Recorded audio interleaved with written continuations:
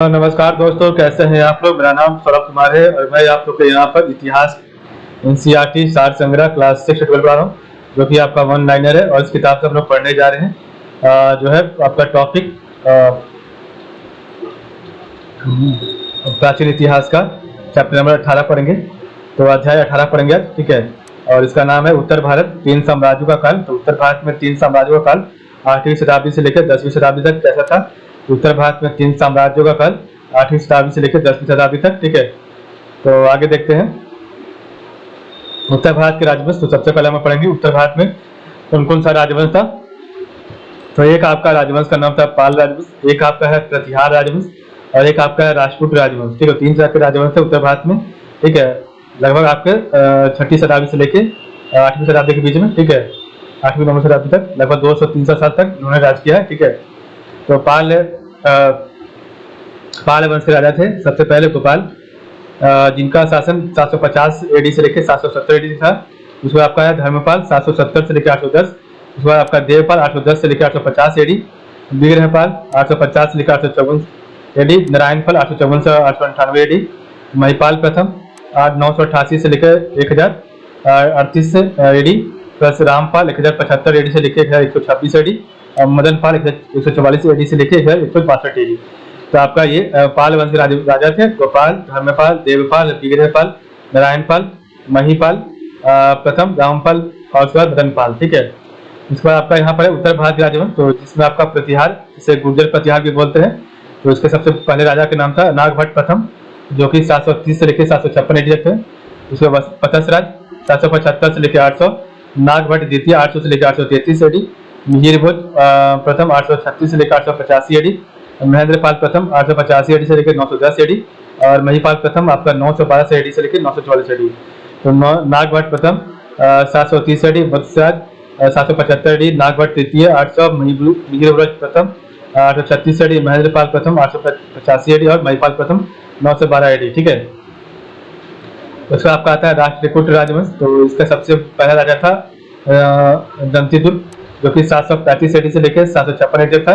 उसके बाद कृष्ण प्रथम 756 एडी से लेकर 744 एडी। तो आपके बाद ध्रुव है 780 एडी। गोविंद तृतीय आपका जो है राजपूत वंश का है, गोविंद तृतीय 793 से लेकर 814 एडी। उसके बाद आपका अमोघ वर्ष है 814 से लेकर 878 एडी।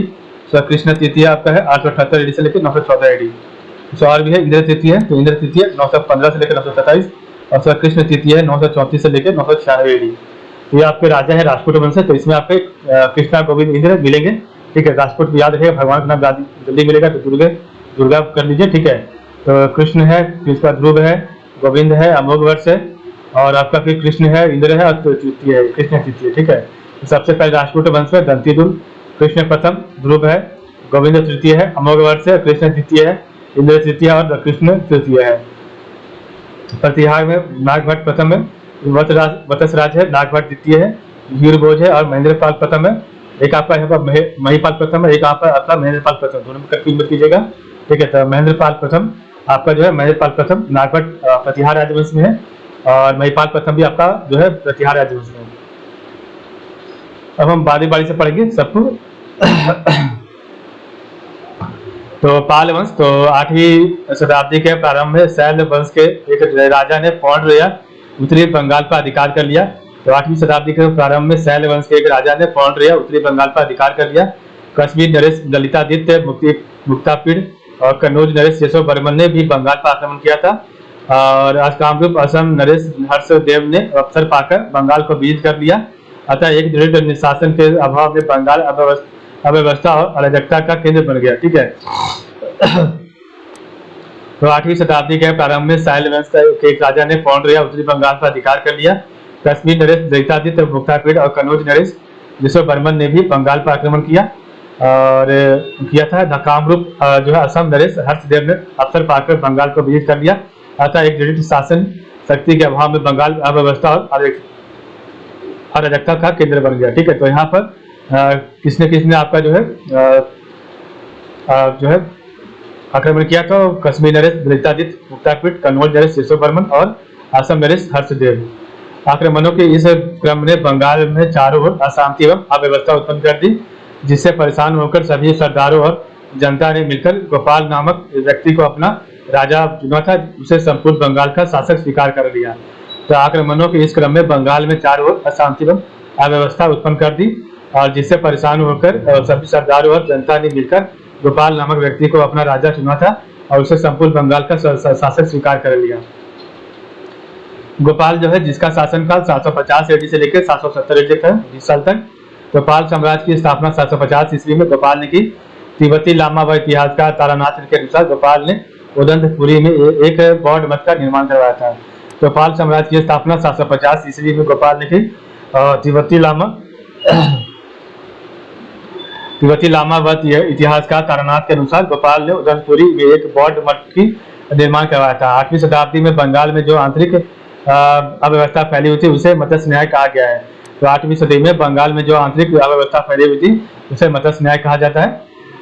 गोपाल के बाद आपका जो शासक है उसका नाम था धर्मपाल, जिसका शासनकाल 770 एडी से लेकर 810 एडी तक था। तो 770 ईस्वी में गोपाल की मृत्यु के बाद उसका पुत्र धर्मपाल राजा बना। उसने 810 ईस्वी तक शासन किया। धर्मपाल की महत्वपूर्ण सफलता कन्नौज के इंदिरायुद्ध को पराजित कर चक्रायुद्ध को अपने संरक्षण में कन्नौज की गद्दी पर बैठना था। ठीक है, तो धर्मपाल की महत्वपूर्ण सफलता कन्नौज के शासक इंदिरायुद्ध को पराजित कर चक्रायुद्ध को अपने संरक्षण में कन्नौज की गद्दी पर बैठाना था। ठीक है, तो ये आपका कन्नौज तृतीय संघर्ष हुआ है। ठीक है, तो कन्नौज के लिए पाल, प्रतिहार और राजपूत में जो है जबरदस्त लड़ाई चली है। तो देखिए आपका ये क्षेत्र था गुर्जर प्रतिहार का, यहाँ पे आपका कन्नौज था। ठीक है, कन्नौज का क्षेत्र, और यहाँ पे आपका उज्जैनी है। ठीक है, तो कन्नौज उज्जैन देखिए यहाँ पर गुर्जर प्रतिहार, यहाँ पे आपका पाल वंश था, नालंदा बिहार साइड, बंगाल साइड में। ठीक है, इधर आपका जो है राजपूत था, इधर आपका राजपूत क्षेत्र था, इधर आपका पूर्वी चालुक। ठीक है, इधर आपका बादामी का चालुक है। ठीक है, देखिए आपका बादामी चालुक, इधर पल्लव था, पल्लव राजवंश। ठीक है, तो इधर चोल है, चोल, चेर, पांड, देखिए चोल, चेल, पांड, तंजोर।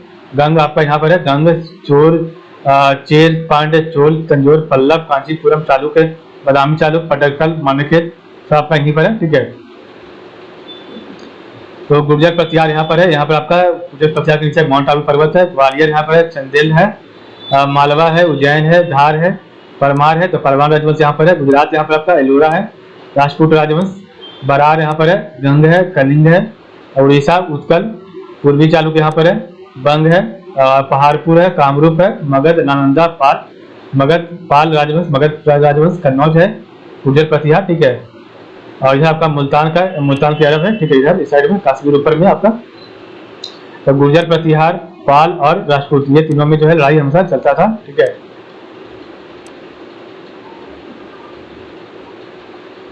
कन्नौज का महत्व क्या था? तो कन्नौज संघर्ष का क्षेत्र बनने के महत्वपूर्ण कारण थे। तो कन्नौज संघर्ष क्षेत्र बनने का महत्वपूर्ण कारण क्या था?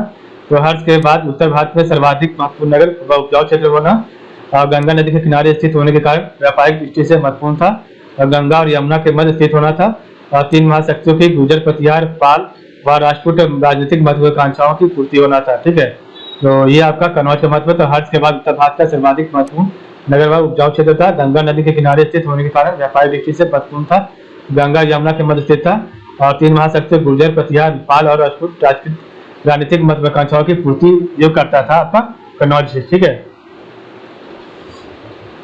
धर्मपाल ने प्रसिद्ध विक्रमशिला विश्वविद्यालय की स्थापना भागलपुर बिहार में की, और नालंदा विश्वविद्यालय बिहार का पुनरुद्धार करवाया।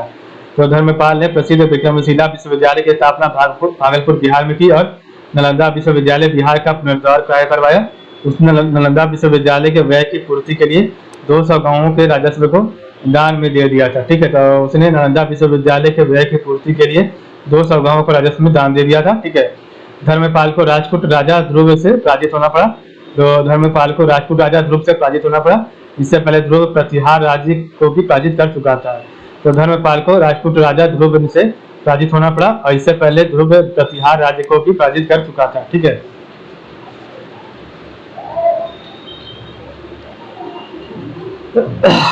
तो धर्मपाल को राजपूत राजा ध्रुव से पराजित होना पड़ा। इससे पहले ध्रुव प्रतिहार राज्य को भी पराजित कर चुका था। ध्रुव जो है आपका जो राजा था किसका? तो आपका जो है गुर्जर प्रतिहार का। देखिए हमने पढ़ा था ऊपर में। ठीक है, ध्रुव आपका राजा जो था इसका था राजपूत वंश का था, 780 से लेकर 793 में। ठीक है, तो धर्मपाल आपका पाल वंश का राजा है, और राजपूत राजा ध्रुव से पराजित होना पड़ा। इससे पहले ध्रुव प्रतिहार गुर्जर प्रतिहार राज को भी पराजित कर चुका था। नेक्स्ट आपका देवपाल है, जिसका शासनकाल 810 से लेकर 850 ईस्वी तक चला। तो धर्मपाल का पुत्र देवपाल अपने पिता की मृत्यु धर्मपाल का पुत्र देवपाल अपने पिता की मृत्यु के उपरांत 810 ईस्वी में राजा बना। उसने जो है प्राग, ज्योतिषपुर, असम और उड़ीसा के कुछ भागों को अपने साम्राज्य में मिला लिया तथा प्रतिहार शासक मिहिर भोज को पराजित किया था। ठीक है, तो गुर्जर प्रतिहार शासक मिहिर भोज को इसने जो है हरा दिया था। तो देखिए आपका मिहिर भोज कहाँ पर दिखाते हैं आपको मैप में। ठीक है, एक मिनट। तो ये आपका मिहिर भोज है, 836 एडी से लेकर 885 एडी तक रहा था और ये आपका प्रतिहार गुर्जर प्रतिहार वंश का राजा था। तो देवपाल जो था 810 से लेकर 850 ईस्वी। तो धर्मपाल का पुत्र देवपाल अपने पिता की मृत्यु के उपरांत 810 ईस्वी में राजा बना। उसने प्राग, ज्योतिषपुर, असम और उड़ीसा के कुछ भागों को अपने साम्राज्य में मिला लिया तथा प्रतिहार शासक मिहिर भोज को पराजित किया। ठीक है, देवपाल ने मुंगेर को अपनी राजधानी बनाया। तो देवपाल ने मुंगेर को अपनी राजधानी बनाया तथा परम सौगात की उपाधि धर्म की। उसने जगरहाट, जलालाबाद के प्रसिद्ध विद्वान वीरदेव को नालंदा बिहार का प्रधान आचार्य नियुक्त किया था। तो देवपाल ने मुंगेर को अपनी राजधानी बनाया था, परम सौगात की उपाधि धारण की। उसने जगरहाट, जलालाबाद के प्रसिद्ध विद्वान वीरदेव को नालंदा बिहार का प्रधान आचार्य नियुक्त किया था। ठीक है, 8वीं सदी के मध्य से लगभग 100 वर्ष तक पूर्वी भारत पर पाल शासकों का वर्चस्व रहा। सुलेमान नामक एक अरब व्यापारी ने 9वीं सदी के मध्य में भारत की यात्रा की थी। उसने पाल राज्य को रुहमा या धर्म यानी धर्मपाल का संक्षिप्त रूप कहा है। तो 8वीं सदी के मध्य से लगभग 100 वर्ष तक पूर्वी भारत पर पाल शासकों का वर्चस्व रहा। सुलेमान नामक अरब व्यापारी ने 9वीं सदी के मध्य में भारत की यात्रा की थी। उसने पाल राज्य को रुहमा या धर्म यानी धर्मपाल का संक्षिप्त रूप कहा है। ठीक है, 11वीं सदी में गुजराती कवि सोडल ने धर्मपाल को उत्तरापद स्वामी की उपाधि से संबोधित किया। तो 11वीं सदी में गुजराती कवि सोडल ने धर्मपाल को उत्तरापद स्वामी की उपाधि से संबोधित किया। धर्मपाल एक उत्साही बौद्ध समर्थक था। उसके लेखों में उसे परम सौगात कहा गया है। उसने विक्रमशिला व सोमपुरी पहाड़पुर में प्रसिद्ध विहारों की स्थापना की और उसकी राज्यसभा में प्रसिद्ध बौद्ध लेखक हरिव्रत सूरी का स्थान प्राप्त था। ठीक है, महिपाल प्रथम।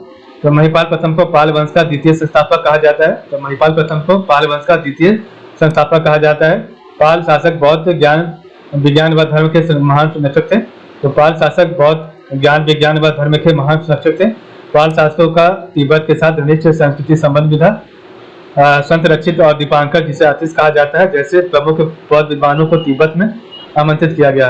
तो संत रक्षित और दीपांकर, जिसे आतिश कहा जाता है, जैसे प्रमुख बौद्ध विद्वानों को तिब्बत में आमंत्रित किया गया और उन्होंने वहां बौद्ध धर्म के रूप का प्रचार प्रसार किया। दक्षिण पूर्व एशिया के साथ पालों के व्यापारिक और सांस्कृतिक संबंध थे। दक्षिण पूर्व एशिया के साथ पालों के व्यापारिक और सांस्कृतिक संबंध थे। दक्षिण पूर्व एशिया में शैलेंद्र वंश के साम्राज्य का वर्चस्व था। तो दक्षिण पूर्व एशिया में शैलेंद्र वंश के साम्राज्य का वर्चस्व था। उनका साम्राज्य मलाया, जावा, सुमात्रा और आसपास के द्वीपों तक फैला हुआ था।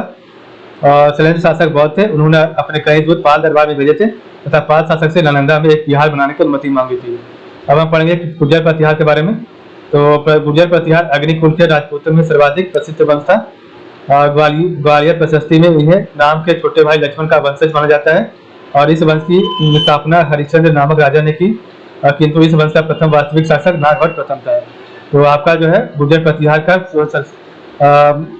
जो आपका प्रथम वास्तविक शासक कौन था? तो नागभट्ट प्रथम था, लेकिन स्थापना हरिश्चंद्र नामक राजा ने की थी। ठीक है, ग्वालियर प्रशस्ति में इसे मलेच्छों का नाशक कहा है। तो नागभट्ट प्रथम को ग्वालियर प्रशस्ति में जो है मलेच्छों का नाशक कहा है।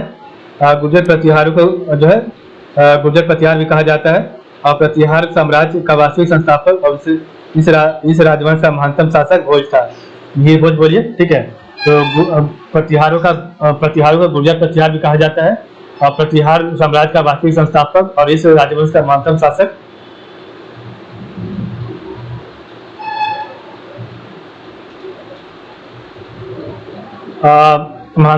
भोज था। गुर्जर प्रतिहार जाति का सर्वप्रथम उल्लेख मिहिर भोज गुर्जर जाति का सर्वप्रथम उल्लेख पुलकेशिन द्वितीय के अहोल अभिलेख में मिलता है।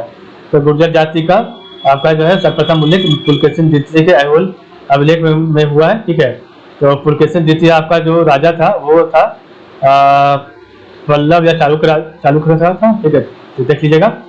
और उसने प्रतिहार जो है उसने प्रतिहार साम्राज्य गुर्जर प्रतिहार साम्राज्य का पुनर्निर्माण करवाया तथा लगभग 838 ईस्वी में कन्नौज पर फिर से अधिकार कर लिया। यह नगर लगभग एक सदी तक प्रतिहार साम्राज्य की राजधानी रही। ठीक है, तो मिहिर भोज ने प्रतिहार साम्राज्य का पुनर्निर्माण किया तथा लगभग 838 ईस्वी में जो कन्नौज पर फिर से अधिकार कर लिया और यह नगर लगभग एक सदी तक प्रतिहार साम्राज्य की राजधानी रही। मिहिर भोज 836 से लेकर 885 ईस्वी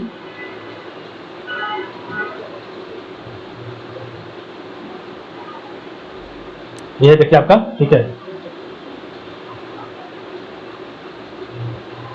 तो मिहिर भोज 836 से लेकर 885 ईस्वी विष्णु का भक्त था। उसने आदि वरा का विरुद्ध रूप धारण किया था। उससे कुछ सिक्कों पर आदि वरा शब्द अंकित है।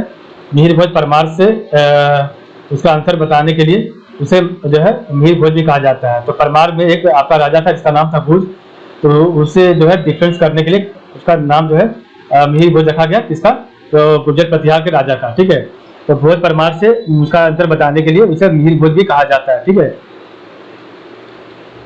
तो एक आपका भोज जो है भोज राजा था परमार वंश में, एक आपका भोज राजा था राजपूत वंश में जिसका नाम था मिहिर भोज। ठीक है, बगदाद निवासी अल मसूदी, तो बगदाद निवासी अल मसूदी 915 से लेकर 916 ईस्वी में गुजरात की यात्रा की थी। उसने गुर्जर प्रतिहार राज को अल जुजूर कहा है। ठीक है, तो अल मसूदी ने गुर्जर प्रतिहार राज को अल जुजूर कहा है। अल मसूदी बताता है कि अल जुजूर के साम्राज्य में जो है एक 18 लाख गांव, नगर व ग्रामीण क्षेत्र थे। राजा की सेना में 4 चमूए डिवीजन थी और प्रत्येक समूह में 7 से 9 लाख लोग रहते थे। ठीक है, और उसके पास युद्ध के लिए केवल 2000 प्रशिक्षित हाथी थे और उसकी अश्वारोही सेना देश में सर्वश्रेष्ठ थी। ठीक है, संस्कृत का महान कवि और नाटककार राजशेखर मिहिर भोज के पौत्र महिपाल के दरबार में रहता था। तो आपका जो है संस्कृत का महान कवि और नाटककार राजशेखर मिहिर भोज के पौत्र महिपाल के दरबार में रहता था और इसने जो है रघुकुल तिलक और रघुकुल ग्रामणी कहा था। ठीक है, तो इसने इसे रघुकुल तिलक और रघुकुल ग्रामणी कहा था। ठीक है, और महिपाल का जो समय था वो आपका समय था 885 एडी से लेकर 910 एडी तक। ठीक है, 915 ईस्वी से लेकर 918 ईस्वी के बीच राजपूत राजा इंद्र तृतीय ने जो है कन्नौज पर आक्रमण किया तथा इस नगर को नष्ट कर दिया। तो 915 ईस्वी से लेकर 918 ईस्वी के बीच राजपूत राजा इंद्र तृतीय ने कन्नौज पर आक्रमण किया तथा इस नगर को नष्ट कर दिया। ठीक है, और 963 ईस्वी के में एक अन्य राजपूत राजा कृष्ण तृतीय ने उत्तर भारत पर आक्रमण कर गुर्जर प्रतिहार शासक को परास्त कर दिया। ठीक है, तो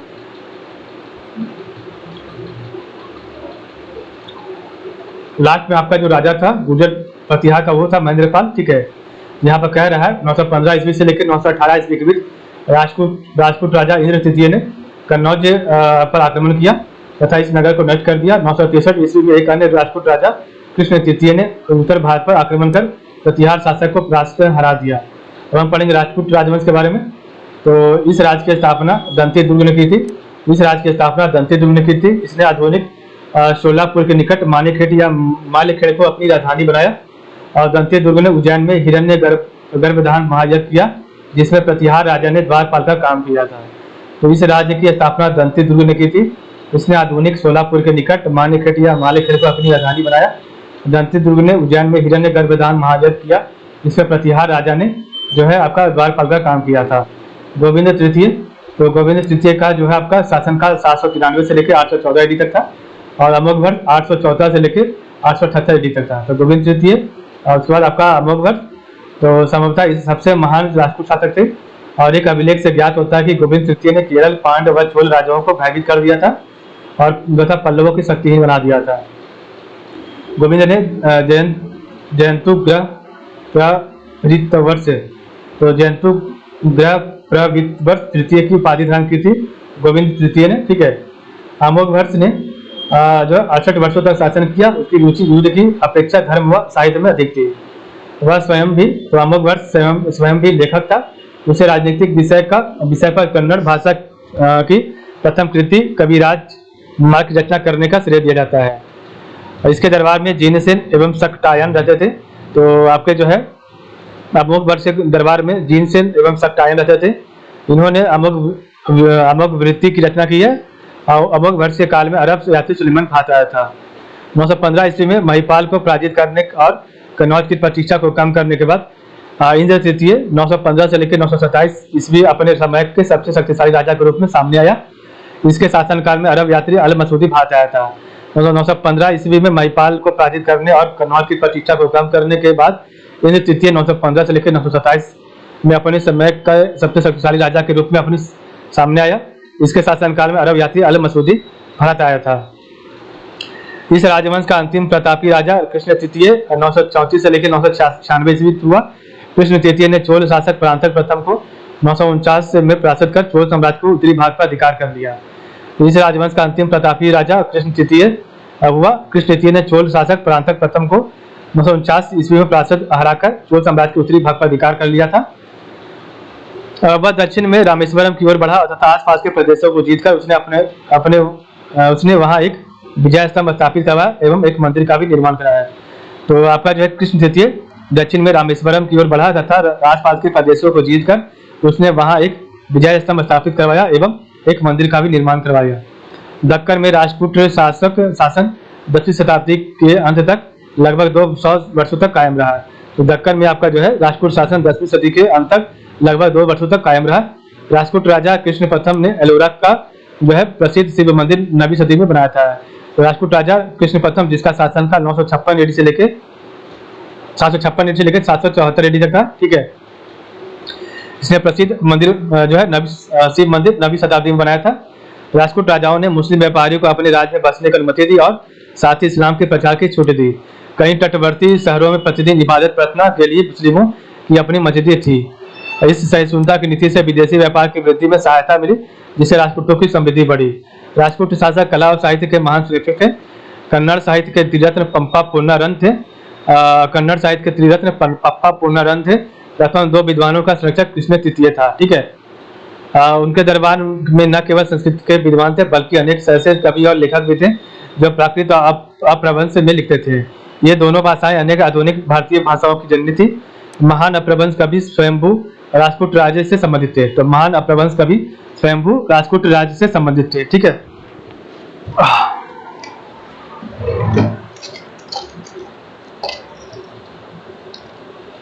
इस प्रकार हमारा चैप्टर यहाँ पर समाप्त होता है। तो आज के लिए बस इतना ही। आप लोग का बहुत बहुत धन्यवाद।